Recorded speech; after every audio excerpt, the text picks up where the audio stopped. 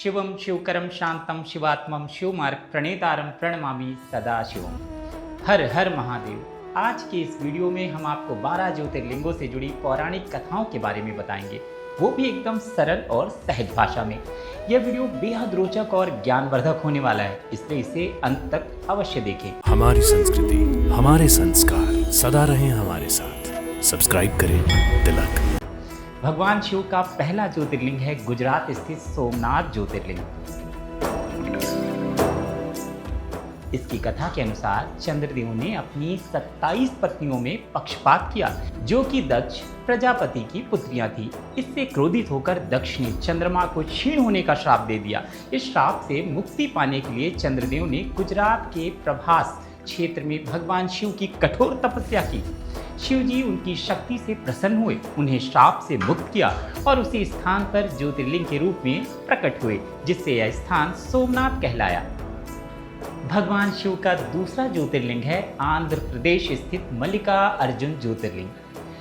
इस कथा के अनुसार भगवान कार्तिकेय अपने माता पिता शिव और पार्वती से नाराज होकर श्रीशैल पर्वत पर चले गए। पुत्र के वियोग में व्याकुल होकर शिव और पार्वती भी वहीं पहुंचे और वहीं मल्लिकार्जुन ज्योतिर्लिंग के रूप में प्रकट हो गए। इसलिए यह ज्योतिर्लिंग माता पिता के स्नेह और पारिवारिक एकता का प्रतीक माना जाता है। भगवान शिव का तीसरा ज्योतिर्लिंग महाकालेश्वर महाकाल ज्योतिर्लिंग की कथा प्राचीन उज्जैनी से जुड़ी है। यहाँ शीलवाहक नामक एक धर्मप्रिय राजा थे, जो भगवान शिव के परम भक्त थे। एक बार दूषण नामक राक्षस ने नगरवासियों पर अत्याचार करना शुरू कर दिया। राजा और प्रजा ने मिलकर भगवान शिव से रक्षा की प्रार्थना की। तब भगवान शिव धरती को चीरते हुए महाकाल के रूप में प्रकट हुए और दूषण का संहार कर दिया। भक्तों के अनुरोध पर वे महाकालेश्वर ज्योतिर्लिंग के रूप में वहीं पर विराजमान हो गए।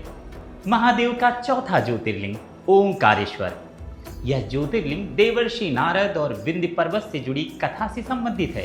एक बार विंध्य पर्वत को अपने बल और आकार पर अहंकार हो गया और उसने देवर्षि नारद का अपमान कर दिया।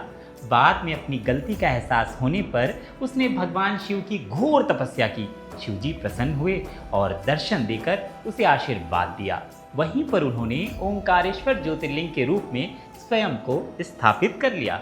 महादेव का पांचवा ज्योतिर्लिंग केदारनाथ। महाभारत युद्ध के पश्चात पांडव अपने पापों से मुक्ति के लिए भगवान शिव के दर्शन करना चाहते थे, लेकिन शिव जी उनसे रुष्ट थे और केदार क्षेत्र में एक बैल का रूप लेकर छिप गए। भीम ने उस बैल की पीठ पकड़ ली। तब शिव जी प्रकट हुए और पांडवों को क्षमा कर ज्योतिर्लिंग के रूप में वहीं स्थापित हो गए। आज वही स्थल केदारनाथ ज्योतिर्लिंग के नाम से पूजित है।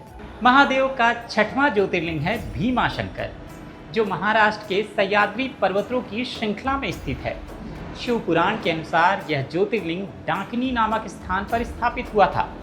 कथा के अनुसार त्रेता युग में रावण के भाई कुंभकर्ण का पुत्र भीम अत्याचारी बन गया और भगवान विष्णु से प्रतिशोध लेने की इच्छा से राजा सुदक्षिण को बंदी बना लिया। राजा ने पार्थिव शिवलिंग बनाकर महादेव की घोर तपस्या की। भीम जैसे ही राजा को मारने पहुंचा, शिव जी स्वयं प्रकट हुए और भीम सहित उसकी सेना का संहार कर दिया। राजा के अनुरोध पर शिव उसी पार्थिव लिंग में स्थिर हो गए और इस प्रकार यह स्थान भीमाशंकर ज्योतिर्लिंग कहलाया। भगवान शिव का सातवां ज्योतिर्लिंग है काशी विश्वनाथ, जो काशी नगरी में स्थित है।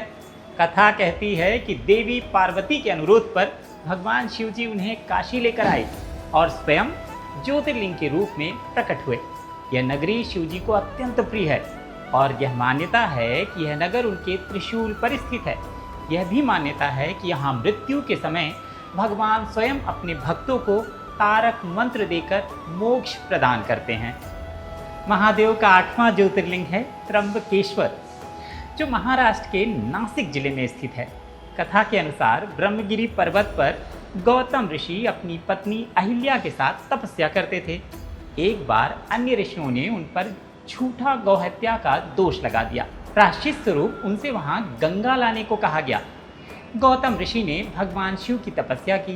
प्रसन्न होकर शिव जी ने गंगा जी को गोदावरी के रूप में प्रवाहित किया और गंगा जी की शर्त पर स्वयं भी वहां त्र्यंबकेश्वर ज्योतिर्लिंग के रूप में विराजमान हो गए।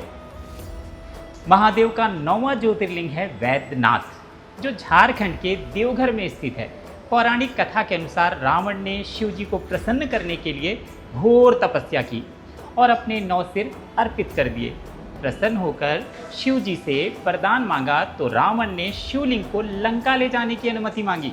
शिव जी ने शर्त रखी कि रास्ते में यदि शिवलिंग भूमि पर रखा गया तो वह वहीं स्थापित हो जाएगा।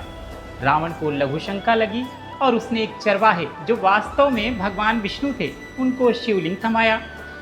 विष्णु जी ने उसे भूमि पर रख दिया और रावण लाख प्रयासों के बाद भी शिवलिंग को हिला न सका। इसी स्थान पर वैद्यनाथ ज्योतिर्लिंग स्थापित हो गया। महादेव का 10वां ज्योतिर्लिंग है नागेश्वर, जो गुजरात में स्थित है। संक्षिप्त कथा के अनुसार दारुका नामक राक्षसी ने माता पार्वती की तपस्या कर वरदान पाया और दारूक वन में अत्याचार फैलाया। वहीं सुप्रिया नामक शिव भक्त को उसने बंदी बना लिया। कारावास में सुप्रिया ने शिवजी की घोर तपस्या की। शिवजी प्रकट हुए, राक्षसों का वध किया और सुप्रिया के अनुरोध पर वहीं नागेश्वर ज्योतिर्लिंग के रूप में स्थिर हो गए। महादेव का 11वां ज्योतिर्लिंग है रामेश्वरम, जो तमिलनाडु में स्थित है। लंकापति रावण पर विजय प्राप्त करने की इच्छा से भगवान श्री राम ने समुद्र तट पर रेत का शिवलिंग बनाकर पूजा की। प्रसन्न होकर शिवजी प्रकट हुए और विजय का आशीर्वाद दिया। लंका विजय के बाद ब्रह्महत्या दोष से मुक्ति के लिए श्री राम ने हनुमान जी महाराज को कैलाश से शिवलिंग लाने भेजा, लेकिन विलंब होने पर माता सीता ने स्वयं रेत से शिवलिंग बनाया और उसी की पूजा की गई। बाद में हनुमान जी महाराज द्वारा लाया गया शिवलिंग भी वहीं स्थापित हुआ। ये दोनों शिवलिंग आज रामेश्वर ज्योतिर्लिंग के नाम से पूजे जाते हैं। महादेव का 12वां और अंतिम ज्योतिर्लिंग है घृष्णेश्वर, जो महाराष्ट्र के छत्रपति संभाजीनगर जिले के निकट वेरुल यानी एलोरा में स्थित है। पौराणिक कथा के अनुसार सुदेहा नाम की स्त्री को संतान नहीं थी, तो उसने अपनी बहन घृष्णा का विवाह अपने पति से करवा दिया। घृष्णा शिवजी की परम भक्त थी। वे रोज 101 शिवलिंग बनाकर उनकी पूजा किया करती थी और उन्हें तालाब में विसर्जित करती थी। उनकी भक्ति से उन्हें पुत्र की प्राप्ति हुई। ईर्ष्या के कारण सुदेहा ने अपनी छोटी बहन के बेटे को तालाब में फेंक दिया। घृष्णा ने फिर भी अपनी शिव भक्ति नहीं छोड़ी। तब भगवान शिव स्वयं प्रकट हुए, बालक को जीवित किया और घृष्णा की प्रार्थना पर उसी स्थान पर घृष्णेश्वर ज्योतिर्लिंग के रूप में स्थिर हो गए।